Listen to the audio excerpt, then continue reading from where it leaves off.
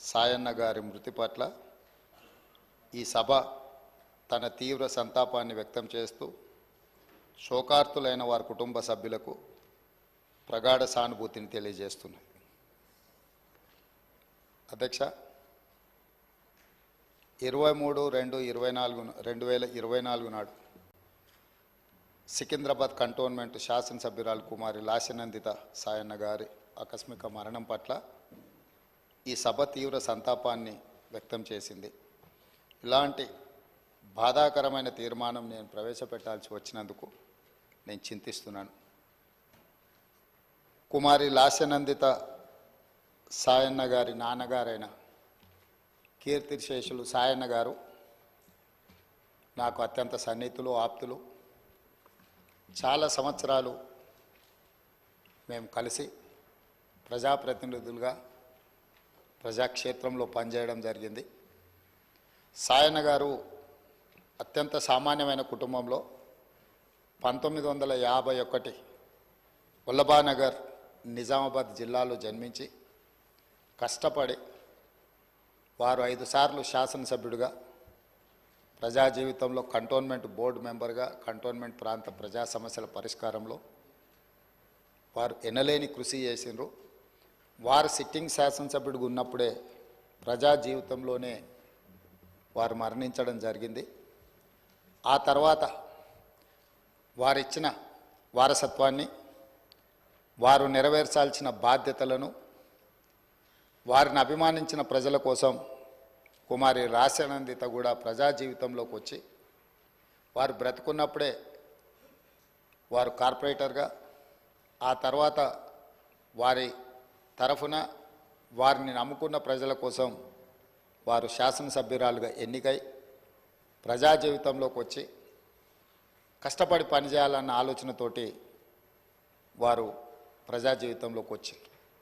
5 సార్లు శాసనసభ్యుడిగా సాయన్న గారు చేసిన ఎనలేని సేవలను దృష్టిలో పెట్టుకొని వారి వారసురాలుగా లాస్యనందితను కంటోన్మెంట్ ప్రజలు వారిని ఎన్నుకోవడం జరిగింది.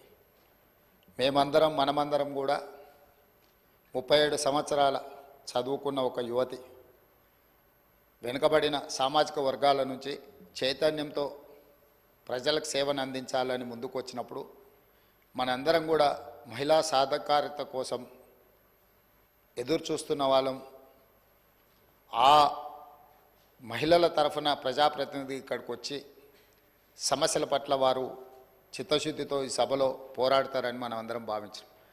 కానీ ఔటర్ రింగ్ రోడ్లో వారు ప్రయాణం చేస్తున్న కారు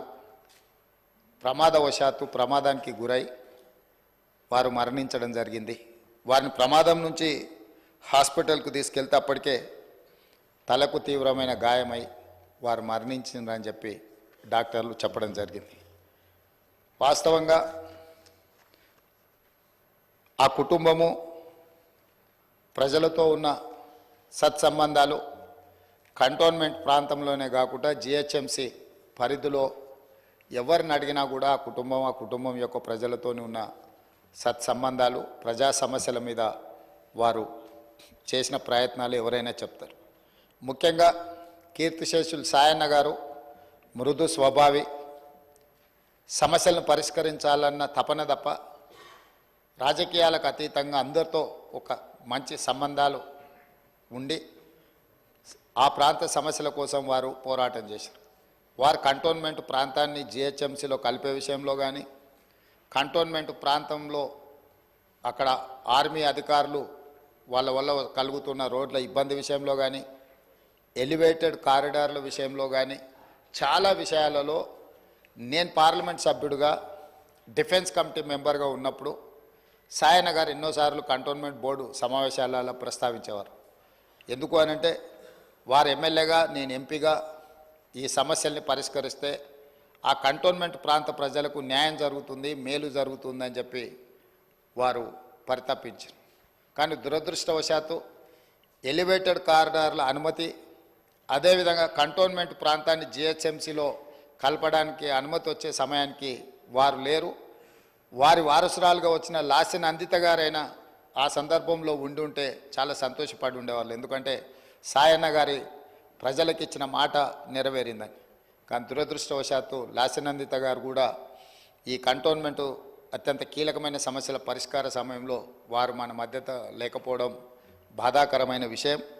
ఏది ఏమైనా కంటోన్మెంట్ ప్రజల హృదయాలలో సాయన్న గారు కానీ సాయన్న గారి కుమార్తె వారసురాలు లాస్యనందిత గారు కానీ శాశ్వతంగా ప్రజల హృదయాలలో నిలిచిపోతారు. తప్పకుండా వారు ఏదైతే ఆలోచనతోని ఏదైతే ప్రాంత ప్రజలకు సేవ చేయాలన్న ఆలోచన ఉన్నదో మిగిలిపోయిన పనులు ఉన్నాయో అవన్నీ ప్రభుత్వం తప్పకుండా పూర్తి చేస్తుంది. వారిని చిరస్థాయిగా గుర్తుపెట్టుకునే విధంగా ఈ ప్రభుత్వం ఆ పనులను ముందుకు తీసుకువెళ్తుంది. అందుకే అధ్యక్ష, ఆమె మృతి పట్ల ప్రగాఢ సంతాపాన్ని నేను ప్రకటిస్తున్నాను. శోకార్తులైన వారి కుటుంబానికి ప్రగాఢ సానుభూతిని తెలియజేస్తూ ఈ తీర్మానాన్ని ప్రవేశపెట్టడం జరిగింది అధ్యక్ష. ధన్యవాదాలు. శ్రీ కేటీ రామారావు గారు. అధ్యక్ష, ముందుగా